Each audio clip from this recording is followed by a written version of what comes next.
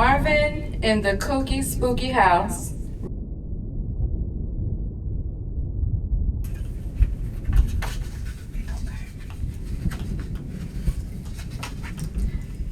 Only a few days before Halloween, and already gone, were the last of the green leaves. They had all turned bright yellow, warm orange, and fiery red, and some of them had already changed to brown if they weren't already dead. Most of them were still dangling from the long, slender limbs of the lazy trees, and some of them had already fallen to the ground and were being blown in swirling shapes around the autumn breeze.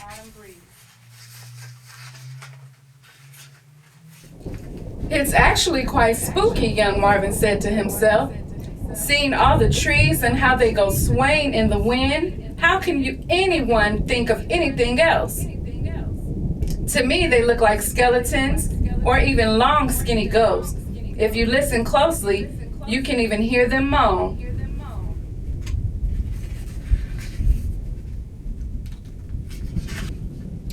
And moan and groan they would indeed, just outside Marvin's bedroom window. Woo! The trees began to moan in the sweeping, whistling breeze, and woo! They would start to groan in the howling autumn wind as it rustled through the leaves.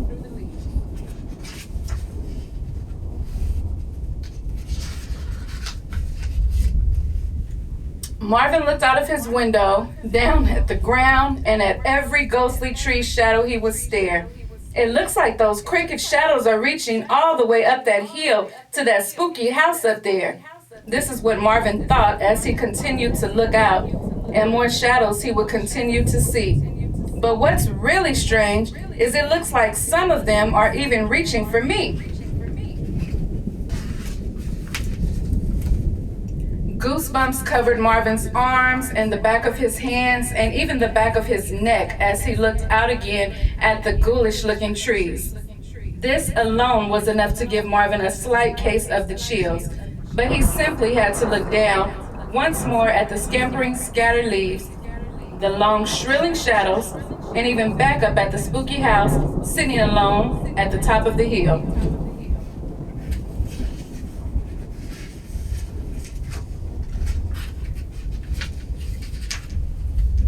"I'm going to go up there soon," Marvin said to himself, while calming his shaking and again being still. "In fact, I will go up there all by myself tomorrow night. Yes, I'm going to do that. Yes, I think I will." So that night, Marvin stayed awake for quite some time. He reminded himself of how many days it was until Halloween. He knew that if he did that, he would be just fine. This was the time for candy apples, candy corn, popcorn balls, and all sorts of sweets, jack-o'-lanterns and parties, silly masks, fun games, and more nifty treats.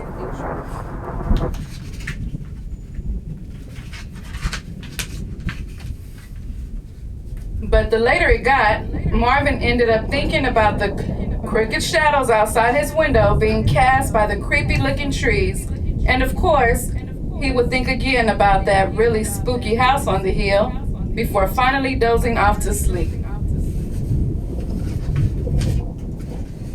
The next morning came and went, and so did the afternoon. The evening was already getting thick with fog, and the eerie feeling was in the air. It was turning out to look like night for a great big spooky scare, but not for Marvin. He was set on going up to investigate the haunted-looking house on the hill. He wasn't scared by the night or that house. No, not one single bit. He said aloud to convince himself, "I'm going up there tonight. I will, I will." He stuck his head out, snuck out, and struck out from his house a little bit after 9 o'clock, just as quiet as a mouse. He took a few important things with him, things that Marvin felt were necessary tools to have when inspecting a very spooky house. He took with him a pouch on a stick with a few goodies in it, a handy flashlight, a mirror, and his favorite non-ticking watch. The flashlight he took was to see, of course, in case there was extra specially dark inside the house, or in case there was a chair out of nowhere that suddenly started rocking. The watch was to keep time quietly so no ghouls or goblins could hear any tick-tocking. And finally, the pouch on the stick he carried had little snacks in it. I'm bringing this along in case there are fairies, gnomes, and leprechauns, or even witches that are nice enough to eat treats instead of me, he said to himself innocently.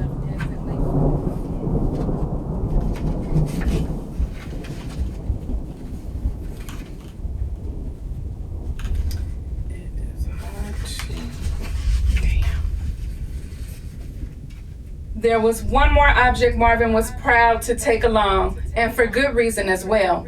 My lucky mirror, Marvin mentioned, is for the mean old monster that might be too afraid to see itself, or a sly vampire, or a ghastly ghost that might not be able to see themselves at all. So if they can't, I'll let them see my reflection for a while. This might make them really happy, and maybe they won't be so scary anymore. And who knows? It just might make them smile.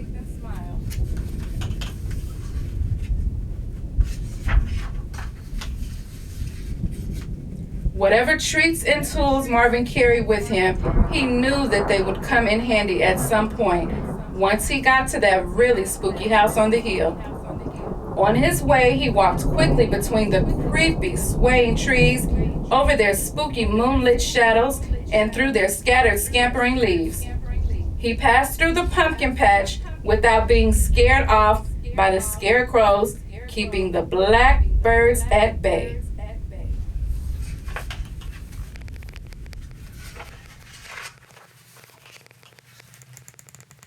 He darted swiftly down the cemetery without getting nervous from the squeaking of its enormous iron gates. He heard the haunting call of a hoop owl while walking further down the lane, and he saw a few flickering flashes of lightning bugs to guide him on his way.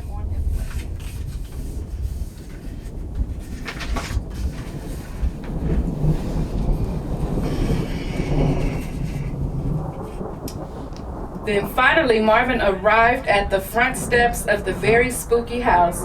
Everything was quiet. Nothing seemed to be moving. No one was around.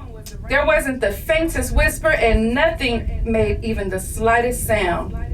Then suddenly, from out of nowhere, a big, squeaky, scary bat came flying, flapping, flipping, flitting, and swiftly swooping down. It startled Marvin so much that he ducked and dropped his bag and flashlight and tumbled to the ground. After he did, the big, scary bat disappeared from sight and was nowhere to be found.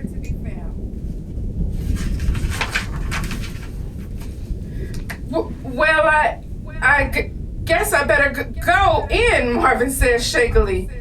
There's no need in standing out here. Marvin shivered from the crisp autumn wind and quivered from his much unexpected fear.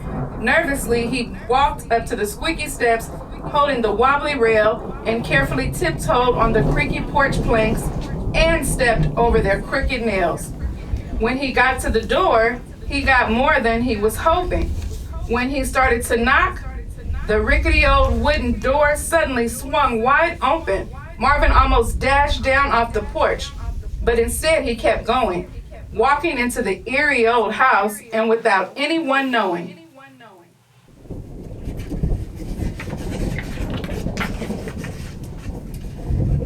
Woo-hoo-hoo! Who's there? Marvin called out as he started to shake. Then a huge voice answered loudly, and the room started to quake. We are, Marvin! Marvin swallowed a lump as big as a plum.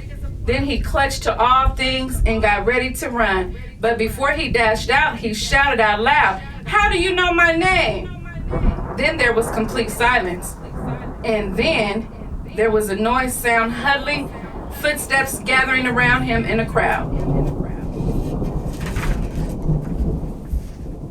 He closed his eyes quickly and tried not to move. He just knew the monsters would get him and have him for food. Go away, poor Marvin cried in a shriek.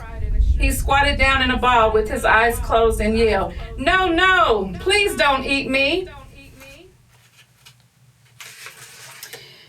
He then heard laughs all around him and heard lights clicking on, then festive music being played by a flute and a bass fiddle and a real xylophone. When Marvin opened his eyes, he was thrilled and amazed. He had never even dreamed dreams this funny, this happy, this weird, this silly, or strange. There, all around him, was the niftiest sight. There were kooky, spooky creatures having such fun and delight. They danced and they laughed and sang him a song and made Marvin feel so welcome that he too sang along. We're not mean monsters, we could not hurt a mouse. We're just kooky looking creatures in this kooky spooky house. We welcome you, Marvin, our new buddy and friend. We're glad you could join us, so join us again.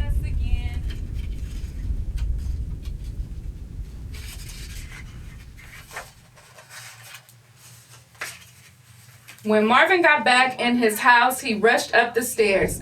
He was so filled with happiness that he forgot all his cares. When he hopped in his bed, he thought of all his new friends. He was the happiest he could ever remember, and perhaps even happier than he had ever been. Humming himself to sleep, Marvin kept repeating the phrase, "We're not mean monsters, we could not hurt a mouse." He smiled, knowing this to be true of all his incredibly great new friends who lived happily on top of the hill in the kooky spooky house.